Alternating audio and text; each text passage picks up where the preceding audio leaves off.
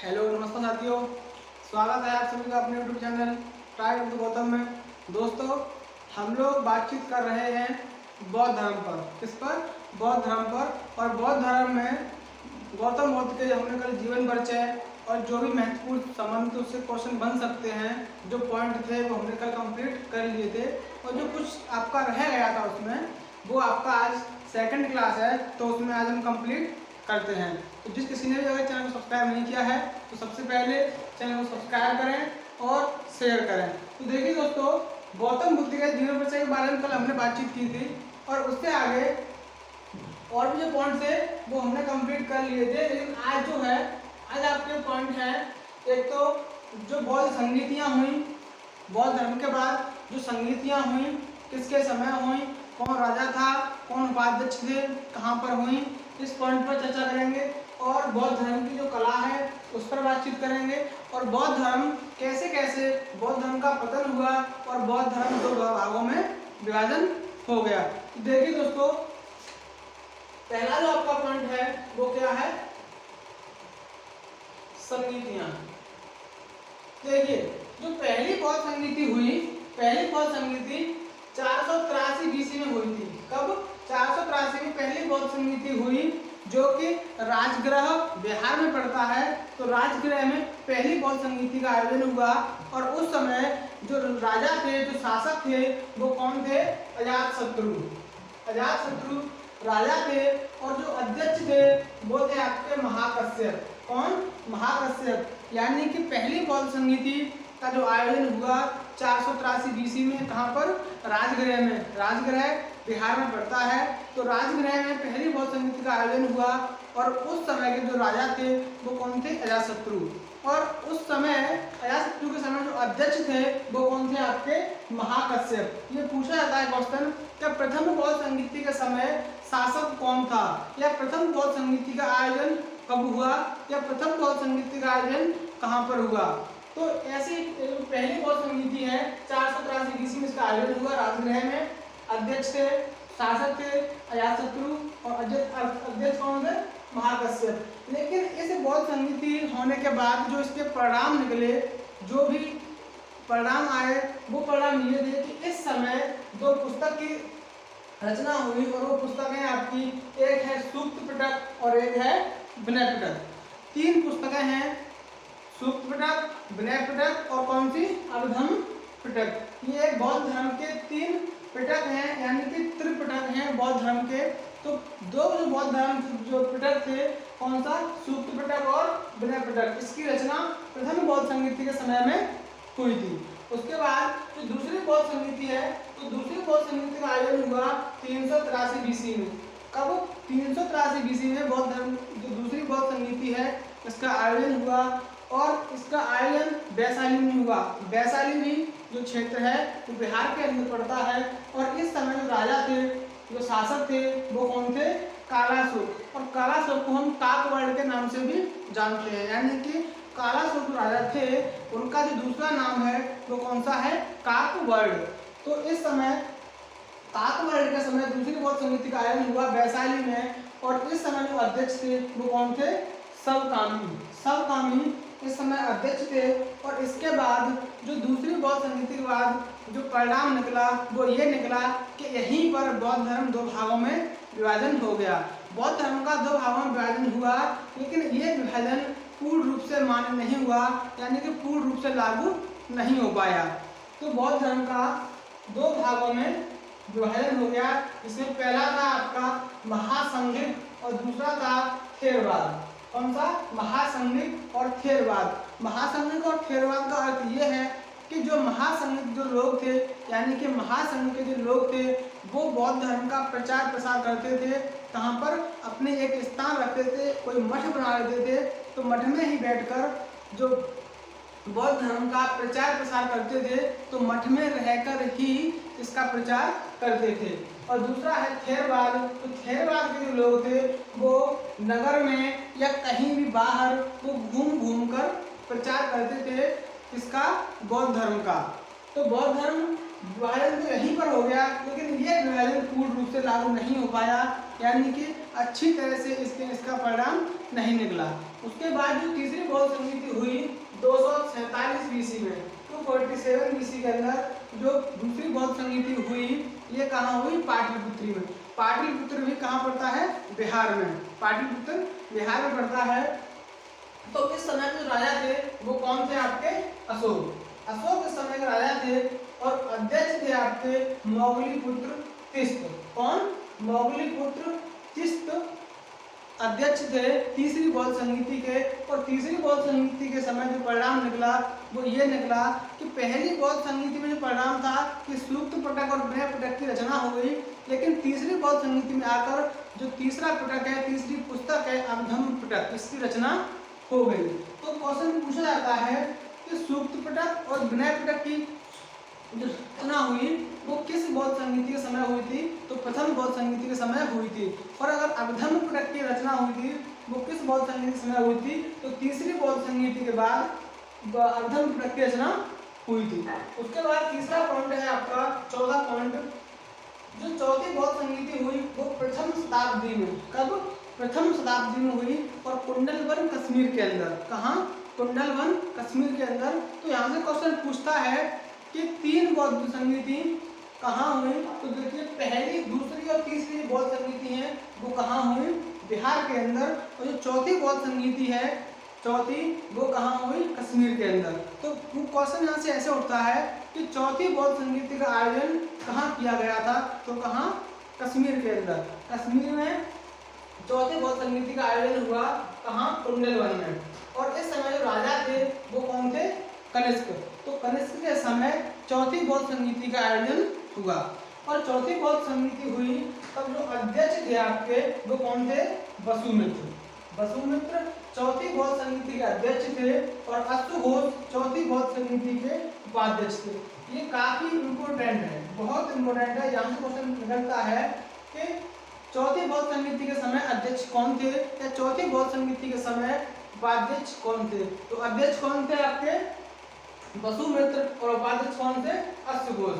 लेकिन दूसरी बौद्ध संगीति में भी बौद्ध धर्म का विभाजन हुआ और आगे आ चलकर चौथी बौद्ध संगीति के समय भी क्या हुआ कि बौद्ध धर्म का विभाजन हुआ। दो भागों में बौद्ध धर्म फिर से बटा और उसमें बटा एक तो हीनयान और एक महायान। एक तो हीनयान और महायान, दो भागों में बौद्ध धर्म का विभाजन हो गया। और ये दो विभाग काफी महत्वपूर्ण हैं। काफी इनका जो विभाजन रहा वो काफी हद तक अच्छे तौर तरीकों पर चला। लेकिन ये जो दूसरी बौद्ध संगीति के समय जो विभाजन हुआ, महासंघ और थेरवाद, ये उतना उत्कृष्ट नहीं था, तो ये डाउन रहा। तो चौथी बौद्ध संगीति के समय दोबारा से विभाजन हुआ बौद्ध धर्म का। तो देखिए इसको दोबारा रिकॉर्ड करते हैं कि पहली बौद्ध संगीति कब हुई? 483 में। दूसरी कब हुई? 383 में। तीसरी कब हुई? 283 में। और चौथी प्रथम शताब्दी में। पहली बौद्ध संगीति का आयोजन कहाँ हुआ? वैशाली राजगृह के अंदर। और दूसरी का कब हुआ? वैशाली में। और तीसरी बौद्ध संगीति का आयोजन हुआ वो कहाँ हुआ? पाटलिपुत्र में। और चौथी बौद्ध संगीति का जो आयोजन हुआ वो कहाँ हुआ? कुंडलवन कश्मीर के अंदर। तो यहाँ से क्वेश्चन पूछेगा कि कौन सी बौद्ध संगीति का आयोजन कश्मीर के अंदर हुआ था? तो चौथी बौद्ध संगीति का आयोजन कश्मीर के अंदर हुआ। उसके बाद पूछेगा कि अध्यक्ष कौन कौन थे? तो प्रथम बौद्ध संगीति के अध्यक्ष अजातशत्रु, दूसरी के काराशोक और तीसरी के अशोक और चौथी के कनिष्क। अध्यक्ष महाकश्यप, सरकामी और मोगलीपुत्र तिस्त और यहाँ वसुमित्र। और यहाँ चौथी बौद्ध संगीति के समय जो उपाध्यक्ष थे वो कौन थे? अश्वघोष। ठीक है। उसके बाद जो परिणाम निकला तो सूक्त पिटक और विनय पिटक के जो लिखे गए ये दोनों, वो कब लिखे गए? प्रथम बौद्ध संगीति में। और दूसरी बौद्ध संगीति के समय बौद्ध धर्म को दो भागों में विभाजित कर दिया। और तीसरी बौद्ध संगीति के समय अभिधम्म पिटक यानी जो तीसरा पिटक था वो लिखा गया। और चौथी बौद्ध संगीति के समय बौद्ध धर्म को फिर से दो भागों में विभाजित कर दिया, हीनयान और महायान में। अब हम देखते हैं कि हीनयान और महायान इन दो भागों में बौद्ध धर्म का विभाजन हुआ, तो इन दोनों में अंतर क्या है? यानी कि हीनयान किस तरह के जो नियम थे उनको मानते थे और महायान किस तरह के कार्यों पर अपना ध्यान देते थे। तो जो हीनयान थे, तो हीनयान और महायान, तो हीनयान में जो हीनयान धर्म के लोग थे वो परिवर्तन का विरोध करते थे। यानी कि बौद्ध धर्म में जो भी परिवर्तन हो रहे थे धीरे धीरे वो उनका विरोध करते थे, वो सिर्फ स्थिर रहते थे कि जैसा बौद्ध धर्म था सिर्फ वैसा ही रहे, उसमें कोई भी परिवर्तन ना किया जाए। और जो महायान थे ये परिवर्तन का समर्थन करते थे, ये परिवर्तन का समर्थन करते थे कि धीरे धीरे अगर और भी कोई अच्छे पॉइंट मिलते हैं, अच्छे अगर कोई भी रास्ते हैं तो हमें उन पर चलना चाहिए। लेकिन हीनयान धर्म के जो लोग थे वो बौद्ध धर्म का जो पिछले नियम थे उन पर ही कार्य करते थे।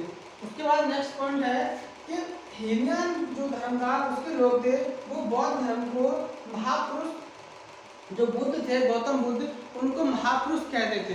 कौन? महापुरुष कहते थे, लेकिन देवता नहीं मानते थे, देवता नहीं मानते थे। गौतम बुद्ध को हीनयान धर्म के लोग महापुरुष मानते थे लेकिन देवता नहीं मानते थे। लेकिन जो महायान के जो लोग थे वो महापुरुष नहीं बल्कि उनको देवता भी मानते थे, वो महापुरुष भी मानते थे और महापुरुष के साथ साथ वो देवता भी मानते थे। ठीक है। उसके बाद नेक्स्ट पॉइंट है आपका मूर्ति पूजा का विरोध। हीनयान वर्ग के जो लोग थे वो मूर्ति पूजा का विरोध करते थे और महायान के जो लोग थे वो मूर्ति पूजा का समर्थन करते थे कि मूर्ति पूजा करो, यानी कि बुद्ध की मूर्ति बनाकर उनकी पूजा भी की जाती थी। लेकिन जो हीनयान वर्ग के लोग थे ये क्या कि बौद्ध धर्म का जो पूजा थी इनकी पूजा का विरोध करते थे। यह है आपकी कि संगीतियाँ कब हुई, उसके बाद बौद्ध धर्म को दो भागों में विभाजन किया गया हीनयान और महायान में। तो हीनयान और महायान में जो अंतर था वो हमने समझा।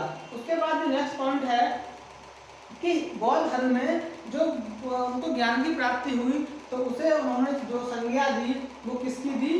बोधिसत्व की। बोधिसत्व का अर्थ ये है कि बौद्ध धर्म में ज्ञान की प्राप्ति, बौद्ध धर्म में जो ज्ञान की प्राप्ति हुई गौतम बुद्ध को उसे उन्होंने बोधिसत्व कहा। इसको ध्यान रखें, पूछा जाता है कि बोधिसत्व क्या है, तो बोधिसत्व ये है कि गौतम बुद्ध को जो ज्ञान की प्राप्ति हुई उसे हम बोधिसत्व कहते हैं। उसके बाद बौद्ध धर्म की कला, क्या नेक्स्ट पॉइंट है आपका बौद्ध धर्म की कला। तो कला में देखिए जो बौद्ध धर्म की कला का विकास हुआ वो विकास हुआ आपका मौर्योत्तर काल में। कब?